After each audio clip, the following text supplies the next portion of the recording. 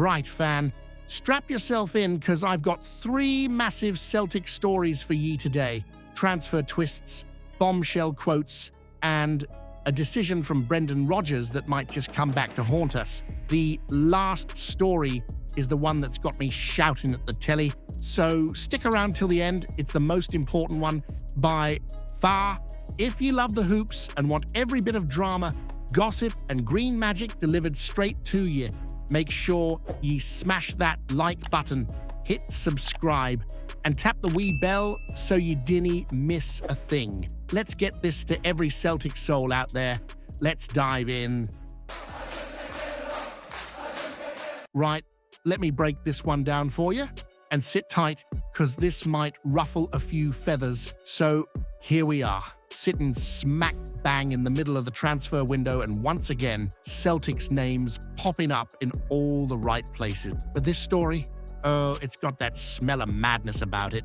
Louis Munteanu, the Romanian striker that Brendan's been eyeing up, has turned into a bit of a transfer saga already. We chucked in a bid worth just shy of 7 million quid, which in Celtic terms is nae exactly pocket change. But what did Cluj do? Laughed it off like we offered them a packet of crisps and a pint? They want over £15 million. 15 for a lad that's not kicked a ball outside Romania. Now, don't get me wrong. Munteanu looks the part. Pace, technique, decent numbers. But we're talking about a price tag that would shatter the Celtic record books. That kind of cash, that's territory even the board usually treats like nuclear waste. And fair play, Tay Cludge's owner, he's not blinking. He's treating the boy like he's the second coming o' Ronaldo. Meanwhile, Brendan's got Champions League qualifiers coming up fast. And fan, you know what that means. We cannae be sitting on our hands hoping Cluj suddenly feel charitable. Word is, a French club's already trying the sneak ahead in the queue, so we're either upping the offer big time or pivoting to someone else sharpish. Petrescu, Cluj's gaffer, he's talking Munteanu up like he's gold dust, but the lad himself seems level-headed, wants to play, not kicking up a fuss. Still, you can bet your last tenner that he knows exactly what's going on behind the scenes. Now, here's where things get spicy. Is this really the kind of striker we throw the kitchen sink at? Or is this another one of those deals where the price tag makes us look like mugs? We've already shelled out for Kuhn, and Rodgers wants more. We all do. But we've seen this movie before. Chase one player for weeks, then panic buy in the last 2 days. Sound familiar? So I've got to ask ye this, and don't hold back.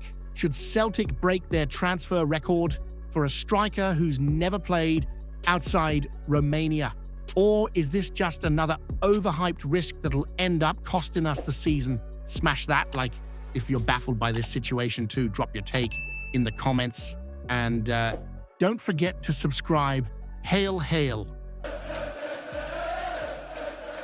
Right, here's one for ye that's got the whispers getting louder by the hour. Michel-Ange Balikwisha. Now there's a name you don't forget, eh? The Royal Antwerp winger that's got folk in Glasgow starting to murmur about what might be. Now, I'll be straight with you.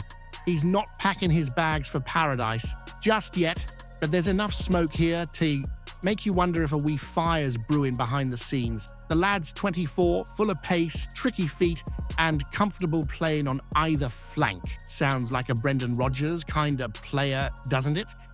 Reports over in Belgium are making it sound like we're sniffing around seriously, and some even claim a deal was closed. But then comes the agent. The agent always shows up to pour a wee bit of cold water on things. He says there's been no official contact from Celtic yet. But here's the kicker. He also said Balikwisha's not against the move. That's all I needed to hear, pal. He's interested, he's open, and his club, skint, out of contract next summer, and Antwerp, no fine, well, they'll get nothing if they wait too long. Mark Overmars, him, has already admitted they've got to sell some top players. Financial pressures mounting, and Balikwisha's looking like the sacrificial lamb. They're practically dangling him out the window like a for sale sign in the Gallow Gate. Now Brendan's already got a good bunch up top, no doubt about that. But with injuries and the Champions League on the horizon, we're gonna need depth, especially out wide. That's why Balikwisha could be a cracking wee option. He ticks the boxes: speed, versatility, experience in Europe, and he's gettable. No fairy tale transfer fee, nay nonsense, just a bit of ambition and some proper movement from the board. But here's what's wriggling in the back of my mind. Should Celtic be jumping on players like Balikwisha now while the price is right? Or are we risking another missed chance by sitting back and waiting until some French club swoops in first? Let me know what you think, fan. Smash that like if you're baffled by this situation too. Drop your take in the comments and don't forget to subscribe. Hail, hail!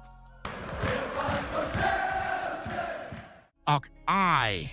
This one's gonna sting a bit, pal. Look, I know we've had a fair bit of traffic in and out the door at Lennoxtown this summer. Lads coming in, lads getting punted out. But let's talk about one name that maybe shouldn't have been shown the exit, Mike Narocki. Now, don't roll your eyes, I'm serious. Oh, Frank McAvenny. Big Frank, never shy of saying what's on his mind, came out swinging on this one, saying Narocki was the best defender we had. His words, not mine. But I'll tell you this, the numbers back it up more than some might like to admit. Every time the big pole was chucked into the side, he looked solid. 6 clean sheets in 18 appearances, and when he did start, 12 of those, mind, he looked composed, clever, and like he actually knew how to defend, which, let's be honest, isn't always a given with some defenders these days. His last 2 starts, smashing. Against Hearts, we pumped them 3-0. He was class, got an 8.05 rating from Who Scored.